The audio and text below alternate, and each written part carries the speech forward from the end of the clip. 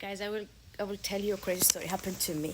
2 days ago, we checked in a hotel in Boston because we came from a long flight from Shanghai to Hong Kong, then Hong Kong Boston. So we were tired. We checked in the hotel. We were thinking, what should we do? And I was thinking I should unpack, but then I was thinking, just let me rest a bit. I'm really tired. So my toddler was playing around, and there was a phone on the night table right next to me here, and my toddler touched a button by mistake, out of curiosity. But anyway, so we received a phone call immediately, but we ignored it because we knew it was a reception and we didn't think we need to answer the call. We assumed that they would know it's nothing really serious. So if the person didn't answer you, like nothing serious, right? Or they don't need anything, because whenever I checked in a hotel, I usually call just to ask for a towel or a pillow, something like that, or like when is the restaurant is open. So some like city information that you need, and that's it. Anyway, so when we ignored the phone call, let me show you. So I'm sitting in the bed right here, right?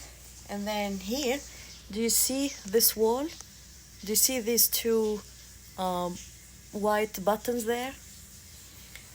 It's kind of small lamps. The moment that we ignored the phone call, the first lamp started blinking in white, strong fluorescent light. And that got me kind of scared because it was kind of related to the phone. And I was thinking, is this some sort of alarm? Actually, later on I checked and it was written phone on the side of that lamp. So this is good. I'm assuming if it's someone like, let's say, deaf, or I don't know, maybe someone old in a room, then they cannot hear the phone or something happening, then at least they can see the blinking. So I think that's very good. But anyway, at the time I didn't know it was related to the phone, so I thought it's some sort of alarm, and I was like, what's going on? And then when that was blinking, like 30 seconds after that blinking stopped, someone came and knocked on the door. So I knew it was the reception, but I thought like, wow. Anyway, so I was on the bed here, just rested, and then my husband, my toddler were playing around like in the kitchen looking for some snacks or something, and then I can hear my husband talking to the person from the reception. They said no, nothing is all right, nothing's wrong, everything is all right, so it's okay. The person left, and then we were just like kind of laughing about it, and then within a minute and a half, to not exaggerate, I would say like maybe 90 seconds, the door knocked again. I was like, why would the reception come again? Like, it's like we told them there is nothing really serious, it's nothing special. So anyway, so because I'm in the bed here, right, I told you I cannot see who is coming. So that's my night table there, this is the bed, this is the TV, and then this is the blinking ones. You can see it says like phone right there, right? But anyway, what I'm trying to tell you here, if you're sitting on the bed right here, right, this is the bed. If you're sitting on the bed, because of the room layout, you cannot see who's on the door here. So what happened, the second person who came, cannot see me, and I couldn't see them. So I assumed it was someone from the reception, but it was not.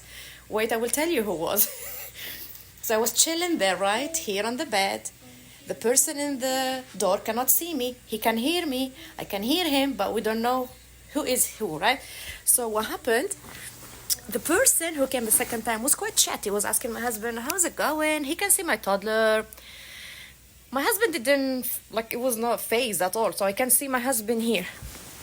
If you see there, you see I can see my husband near the little tiny thermos there. So I can see my husband. My husband can see me, but the person cannot see me. So I was like, this person kind of chatty, and I was like tired and lazy, so I didn't want to get down the bed. Actually, the bed is quite high. I will show it to you later. And then they kept talking. I was like, what's going on? But I didn't really pay attention anyway. But then my husband, so the person asked again, like, is your wife is here? You said your wife is here. My husband said, yeah, she's on the bed. He said, can you come say hi, hon? I was like, why would I come and say hi? But then anyway, I got out of the bed, I went and I said hi, and then to my surprise, the moment I arrived at the corner right there, I was able to see who. Do you know who was? It was a policeman in a full suit, like police outfit.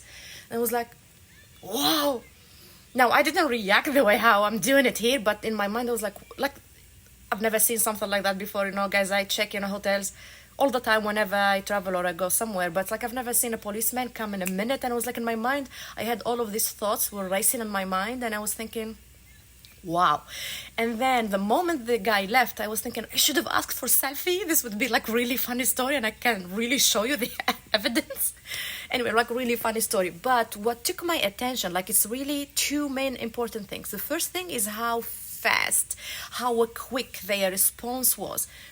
So what happened, my toddler pressed a button on the phone and that was 911 or emergency button connects to 911 immediately. We had no idea. We thought it was the call went to the reception. That's all what we thought. Which that would be the case in normal situation, but I don't know, they have a different system here in the US, I guess. And then, so I was so surprised about how efficient and how quick their response was.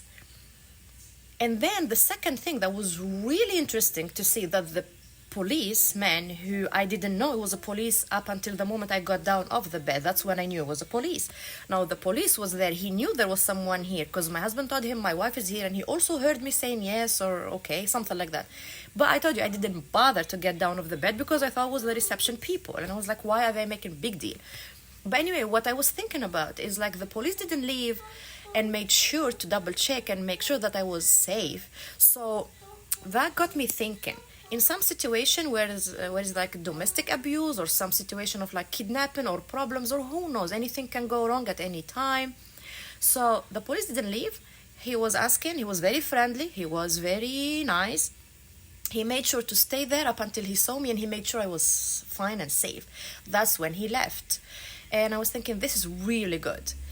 Because if he took my husband's word and say like in another situation was like really bad situation or some kind of abuse or person was sitting on the bed injured or like beaten or something like that, and then the police would think, oh yeah, it's all right, they just leave, that could have been like a huge problem. That could have been like a disastrous problem. But they just waited, was very friendly, chatty, trying to assess the situation, being professional at the same time, was knowing that he's not going to leave until he makes sure that the person was really sitting there and safe and sound.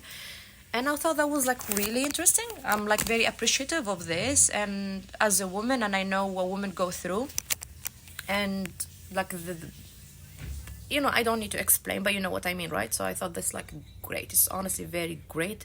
I'm very amazed and very surprised, and I feel so bad that I didn't take a selfie with the policeman. But thank you so much to police department from Burlington, Massachusetts.